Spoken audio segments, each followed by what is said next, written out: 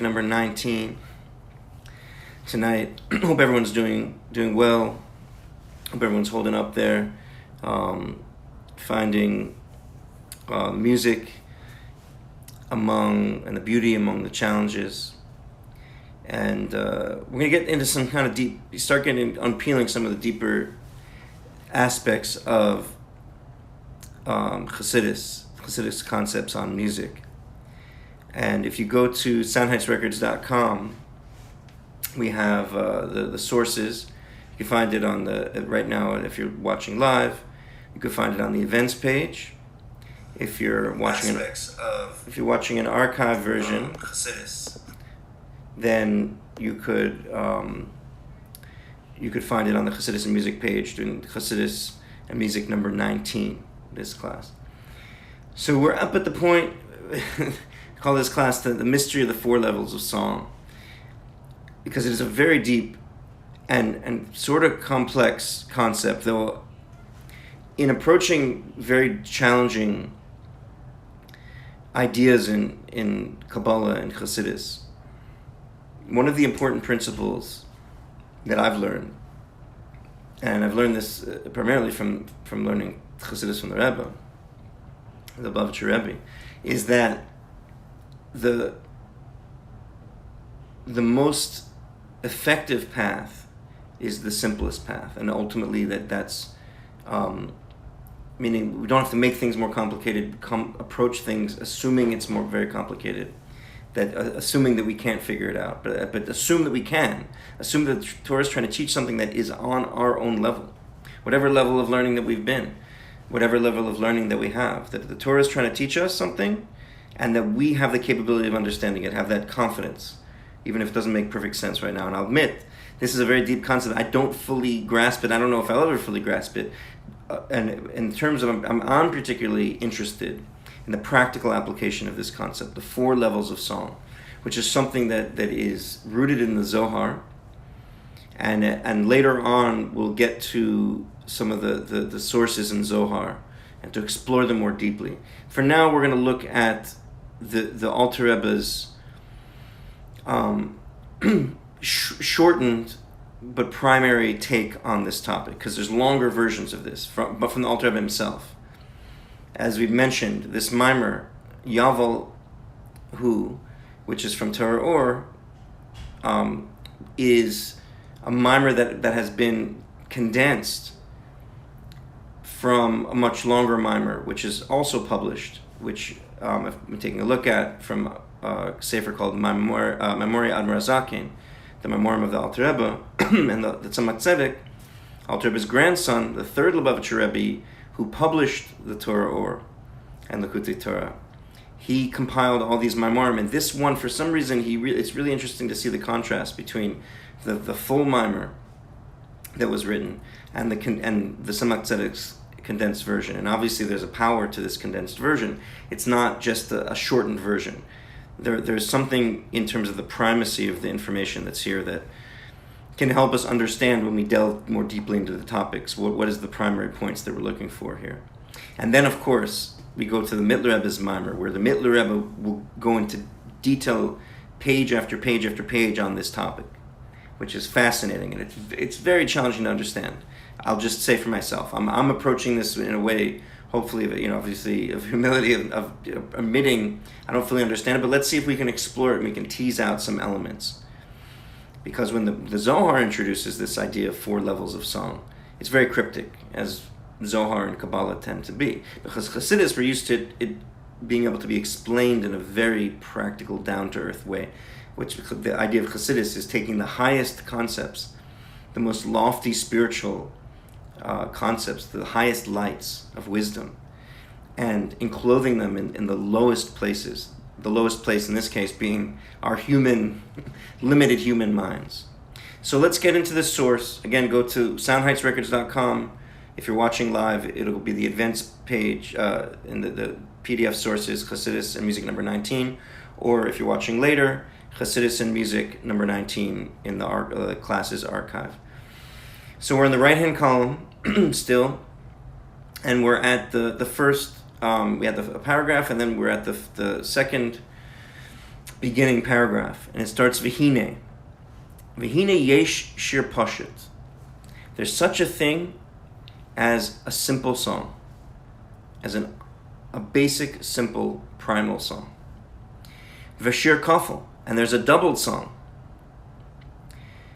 Vashir v'keneda sheba amud yesh gimel gavanim. So in the pillar there's three colors.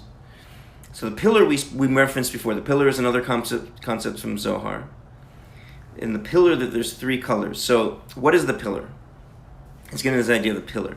So the ha'amud. Ha'amud is an idea. Normally when we think of pillars, they hold up a structure of a building, right? They're structural elements. It might make more sense to think of this pillar maybe as a structural element that's also, let's say, an escalator or an elevator, because so maybe it serves that dual purpose. Why it's called an amud. Amud means literally standing. It's a standing something, maybe a ladder. But the key element of it, the active element of the amud, is that it's a transition. It's like a ladder to bring in the spiritual realms, to bring an angel, a spiritual being, or a soul in the spiritual realms from one level to another, and particularly from the level of Gan Eden, Hatachton, the Gan Eden, to the Gan Eden Ha'elyon, and the higher Gan Eden. That's the idea of an Amud. And we said earlier in the Mimer that the method by which the souls, or the angels, ascend from one level to the next, and certainly from the lower Gan Eden to the higher Gan Eden, is through this Amud, and it's through song. And there's two dimensions of song, right? Kol Abali Shir, of song, as we learned from the Mishnah in the Gemara Shabbos. All masters of song, Nichnasim Bashir, Yotzim Bashir, and Nichnasim Bashir. They go out with song and they enter with song. So they're able to enter this pillar. They're able to essentially to leave the lower Gan Eden through song. And then they're able to enter the higher Gan Eden through song, meaning exit, so to speak, exit the pillar. So enter the pillar, leave the lower Gan Eden, and then exit the pillar, enter the higher Gan Eden. And this is through song. And it's through song, and specifically in a way of bittul, of nullification, of losing it. In order to enter the pillar, in order to enter the staircase or get on the ladder, one has to be nullified, to nullify their connection to the lower level, the connection in a way that's binding them to that level, the pleasure of that level, the commitment to that level, the commitment to that perspective in terms of spiritual terms. And obviously we're going to see how applicable this is to us in this world, in our lives. Immediately now talking about the spiritual level, so to leaving the lower Gan Eden, entering the pillar, or rising through the pillar once one has nullified their connection to the lower Gan Eden through song, and essentially they've nullified their sense of existence, their sense of knowing, of perception, of previously acquired perception, rising through the pillar, and then reaching the next level, the higher Gan Eden, which is another dimension of the song, which is Nichnasim Bashir, entering. In order to apprehend the higher level, you need another level of bittul, another level of humility to receive that.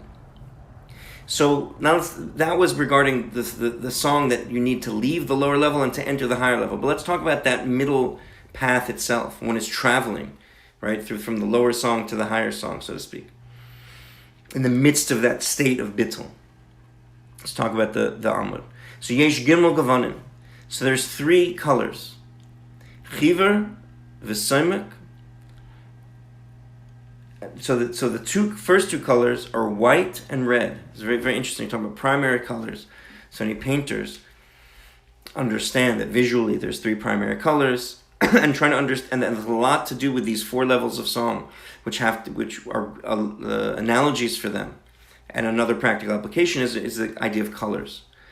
And it's a very interesting way to have conversations with artists, visual artists about this.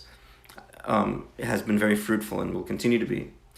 The contrast between what Chassidus and Kabbalah is describing for us here regarding what those colors are. What are the primary colors in terms of spiritual growth and nullification? They're different than what we associate with the primary colors of visual art, which is usually, there's red, blue, and yellow, which combine to create all the other different colors. And then you have, of course, white and black, which are either all the colors or the absence of color, however, different ways of looking at it. You can experience color in reverse, right? Because if you are seeing a color, that means you're seeing everything but that color reflected back. There's a whole reverse thing to it, all of which can be applied to music, the idea of negative space, of a negative experience, meaning of a reverse image experience, excuse me. So, but now let's talk about the Kabbalah idea. So the primary colors in Kabbalah are red and white. So white and red, corresponding with Chesed and Gevurah. And we see this in so many ways, in practical ways. We can see this existence of Chesed, where this is very deep, and I'm very interested in people's ideas and feedback, because this is an evolving concept, at least in terms of as my understanding of it. Shuhu b'chinas Chesed Gevurah. So white and red is Chesed and Gevurah, kindness and strictness, expansiveness and discipline, contraction. The two different dimensions of the expansion and contraction. V'yarok, and then there's a third color is green, yarok.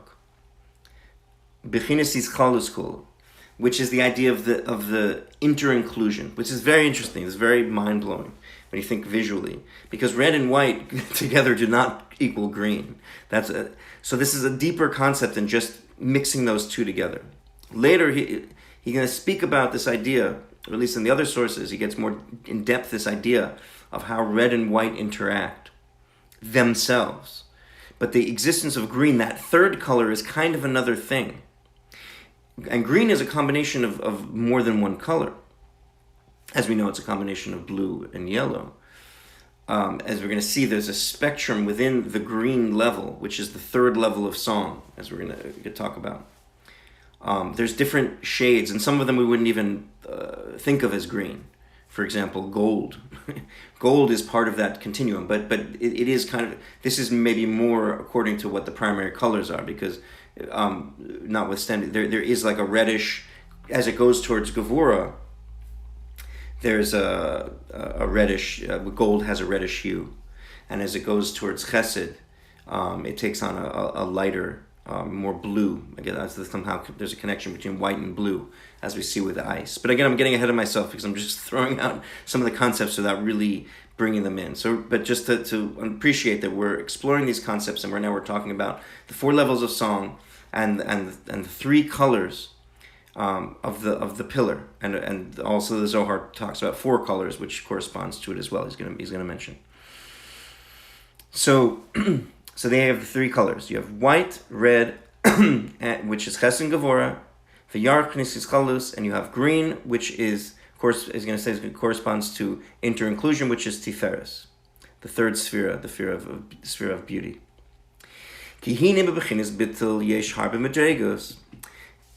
Because in the state of humility, there's many levels.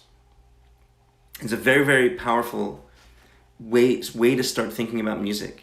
That music, by its definition, its practical application, is humility. It has to be humility. It's a sense of a loss of self. We were talking last night. Peter Himmelman did a great Verbringen, and he's very fond of saying, I've heard him say this before, this idea that certain phrases are thrown around in terms of a great concert, a great music. That music slayed me, it killed me, it's killing it, especially in the the jazz world, or that's a common expression. Man, he was killing. So it's a very positive thing. It's great to how music can transform negative expressions into really positive. So what does it mean it was killing? It's removing one's mitzias. The music was so good it took one out of one's limited self, out of one's worries and out of one's limited perspective. But this is the very powerful thing. So there's music. So if music in general accomplishes that bittul, that humility, then there's multiple levels. When we understand multiple levels of humility, as we're going to get into, we can start to understand multiple dimensions of song. And there's a real interest in applying this to practical music. What does this look like musically, and why does it matter to us? It's an important question to ask, because definitely there's an important practical application of this as we're going to work to tease out as musicians. So here's the different levels of bittul, levels of humility, which are different levels of song, correspond to the different levels of song. Yesh b'chinas bittul pashut. There's a simple bittul. There's a primal bittul, a primal humility. Nukuda achas b'chinas yud. It's a single point. It's just like a yud. So that's all he's going to say about that level of bittul pashut. He's going to talk about it a little bit more later. But the other memoir go into much more detail about this bittul pashut. But one thing that's important to bring out is that when the Zohar describes the 4 levels of song, the shir pashut, it doesn't say shir echad or shir, the single song. This because the second one is double song, shir couple, shir mashulash, the tripled song, and then shir maruba, the quadruple song. But the shir pashut is the simple song, and it corresponds to the yud. And in the Zohar, it says that these 4 levels of song correspond to the 4 letters of the holy name, the tetragrammaton, the holy name of Hashem, Yud Kei Vav Kei. So we can understand a lot of places in Chassidus that talk about the significance of these 4 letters. So we can start to understand by our understanding of that, the 4 levels, as typified by the 4 letters, also about the nature of these dimensions of song. So looking at this level of shir pashut is a nekuda, it's like a yud, it corresponds to the yud of Shem Havaya, right? Yud is chachma. Chachma is undifferentiated. It's wisdom. It's a point of vision. It's the whole picture without any of the details. So the analogy that's used, that the Alter Rebbe uses in the longer Maimer, is of someone who encounters a powerful ruler and is just completely taken over. They cease to exist as a separate entity. They're completely overawed, and utterly. Without it bypasses any thoughts about the ruler. It bypasses any consequences or anything. The person is completely is blown away, right? So it would seem that shir pashut is in many ways the most powerful. But as we'll see, that there's a reason for the other levels. And in many ways, obviously, the more other levels are more complicated, maybe more sophisticated, but in many ways are also necessary because our world is a sophisticated world, sometimes sophisticated in a very negative way. So so it would be great to operate constantly on the level of shir pashut. It would be great to operate constantly on the level of complete bittul, beyond imagination, beyond intellect. Not taking into account any details of reality, just being completely overwhelmed. And there's dimensions of music that are like that. There's music that just completely blows you away.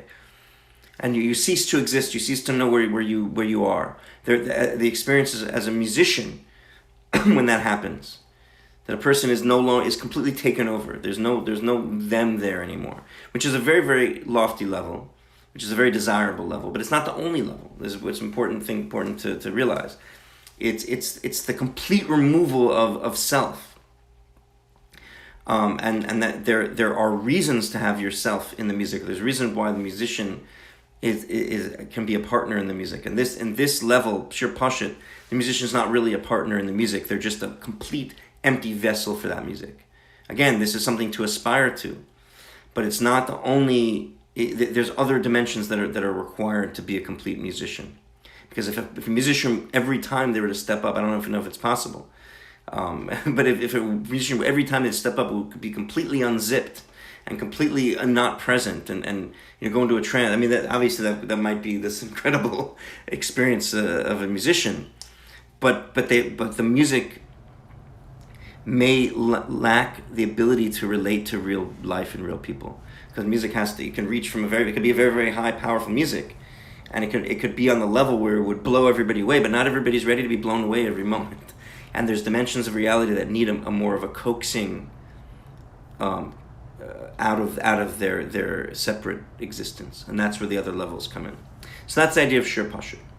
Obviously, there's a lot to say about all these levels, but let's get to the next one. V'yesh b'chines bittul shenichlul b'zeh gam midas b'chines ava a yira. So then there's another dimension of bittul. Now we're talking about the second, the Shir Makupal, the doubled shir, the doubled song, where the humility comes from an emotion. It doesn't come just an overawed feeling. It bypasses the mind. It bypasses the heart. There is an emotion associated with this bittul. There's a reason for the bittul, a reason for the humility, and that is either a very powerful love, ava, or a very powerful awe, yira. So that's the second level. That's all he mentions again. The second level. This is very short, very kitzur, very briefly described. And these other sources, as we're going to get into this more deeply, help us understand this. But this doubled level of song it's a duality, but it's not two at one time. What's double about it is that it's either one or the other.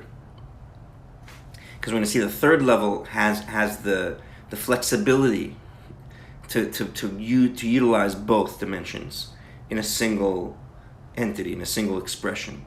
This one is purely one or purely the other.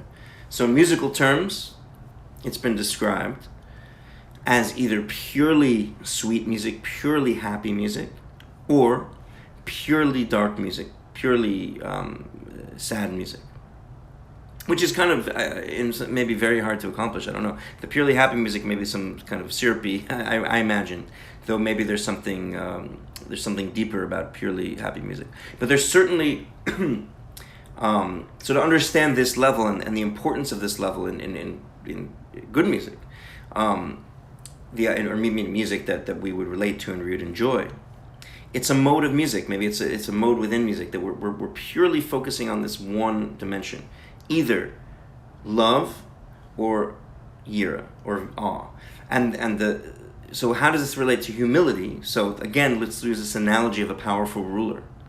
So there's a person that might have a connection, a relationship with this ruler, a perception of this ruler, which they're overawed by love. Right? We could see this in maybe a lahavdil.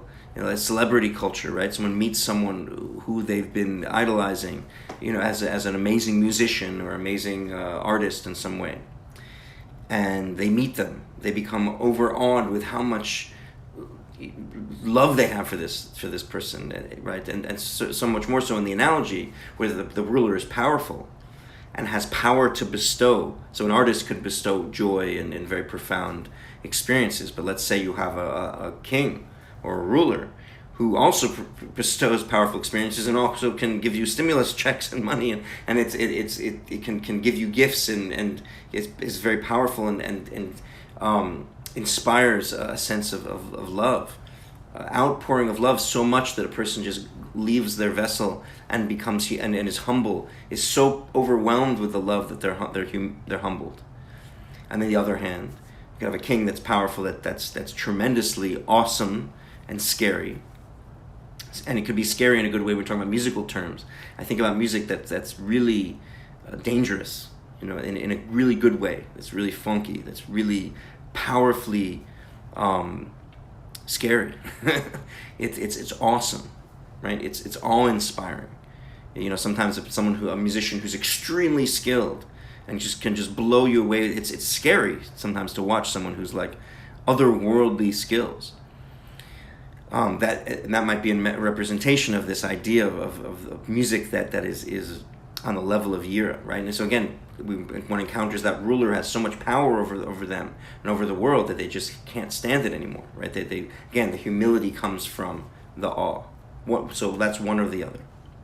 And then let's talk about the third level. The Alter Rebbe mentions the third level here. So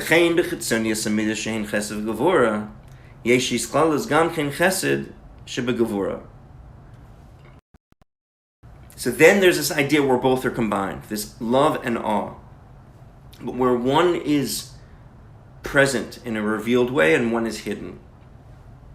That's the third level. So it could be that the love is revealed and the awe is hidden.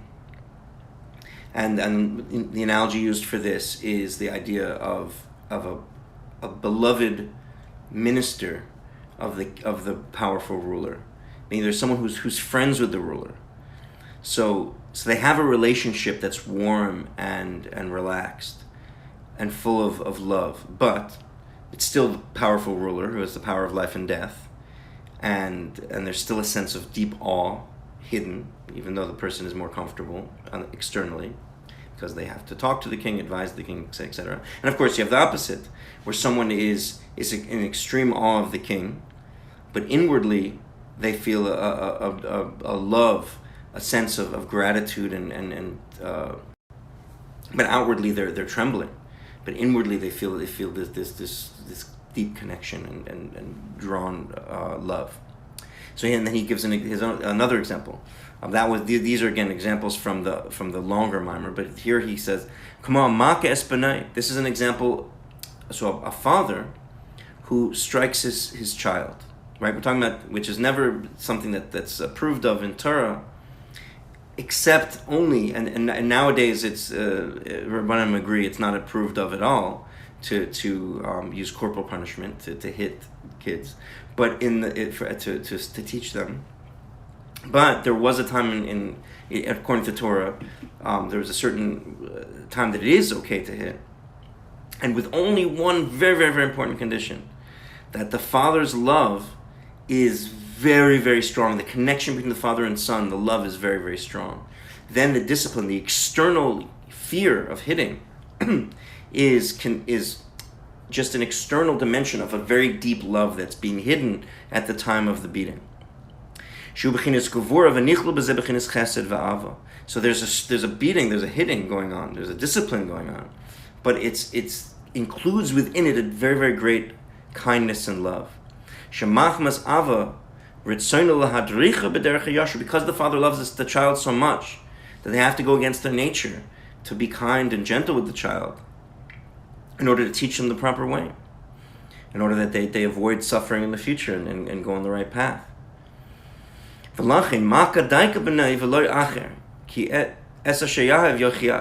Because they specifically hit their son and nobody else. You can have a loving father who's not going to go and hit somebody else's son. He only hits his own son. Not because he doesn't like his son, because he loves his son more than anybody else. Because that which, right, the one who is loved, you chastise them. You only criticize someone who you care about and love. Consider for, I don't know if you apply that to internet trolls, all the criticism online, they must really love, you take it as love. Okay. So he goes more. So that's the basic description of the four levels that we're going to go into more deeply next time. He's going to go through them again and describe. We're peeling away the layers to try to understand these four levels. And first, right. So he goes back through the first three levels, and then he goes and mentions the fourth level. So we're going to get inside the text next time.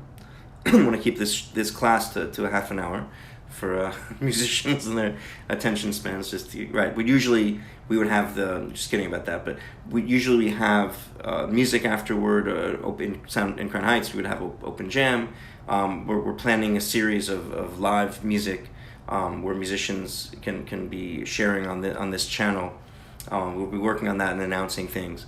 But just to wrap up, and then we continue this concept. It's a very, very profound concept. We'll continue to think about it, look into it. Please contact me with any ideas about it. But I just want to conclude, because we talked about the three levels, and we didn't talk about the fourth level.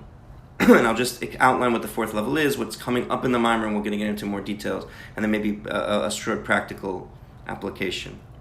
So the fourth level, interestingly, so if the third level is where the two are together, meaning they're able to be combined, but one is revealed and one is concealed. Then the fourth level is when you have the two together and they're both revealed. So that's the idea of a fourfold song. That each dimension, the right side, the left side, the kindness, the strictness, the expansiveness, the contraction, the sweetness, the bitterness. You can think of all the dualities you want will go in these in parallel. That the fourth level essentially is doubling both of those. So both of those are taking on a role as both being a primary mover, a primary expression, and a hidden or a subconscious driving expression. But essentially they're working together in tandem. So this is music that's of the most richness and complexity, the fourth level. And the fourth level is the hardest to understand, but it's the most important level. This is the full Yud Kei Vav Kei, the full expression of Hashem's, of God's creation, of God's revelation and experience in this world, the four dimensions. Right? There's a lot of other things that we're going to mention in fours. There's four winds we're going to go into, four corners of the earth, four directions. But this idea that the four, in terms of a complete, so this comes full circle, because ultimately, if the sheer pashut, the complete nullification, without beyond any intellect or emotion, just a complete nullification of one's personality and separate sense of existence, is going to be brought down into the real world, into the Daled Amos, which is not an accident, the four cubits of halacha, meaning that this world is compared to a four-sided shape. This is a three-dimensional world physically, but it's really a four-dimensional world, as we know, because of the element of time. That essentially time and space, comprising four dimensions, which tends to be anathema, tends to be a contradiction to the revelation of the true oneness, that true oneness that would create just a complete shattering, a complete nullification before that revelation. But the ultimate revelation is when God's great light, the Yud of Chachma and beyond Chachma, Hashem's very essence, can be revealed within the physical world, within space-time. And that's the full revelation of the ultimate redemption, is that we're able to combine those complete opposites, the highest revelations, into the confines of the lowest reality of this physical world of space and time. And this is the musician has the power to do. A Jew has the power to do this, or any human being in many ways has the power to do this through serving God, through Torah mitzvahs, through learning Torah, through doing mitzvahs. And a musician has an extra power, a specific power, to infuse the four dimensions of reality with the oneness of the Creator. So I give everyone a blessing that your music should be accomplish this, to bring down the highest levels into the lowest levels, and to enlighten the world, and to strengthen the world, to bring a revelation that doesn't break the world. That the idea, the very important idea that the redemption comes not with a shattering of the world, not with a shattering of the world that existed through exile, but with a revelation of that the world itself, the structure of the world itself, which was limiting and contained a lot of darkness and suffering, is actually everything positive about it is the building block of the redemption. The revelation will come and will illuminate this world, and the world will not need to be destroyed, but will rather be a vessel that will be able to contain the highest lights. So to be continued next time. Thank you for joining us, and we should have a Mashiach now, play some great music, increase in simcha, in the confidence that the redemption is unfolding before our eyes, and musicians were shluchim, were messengers to reveal it.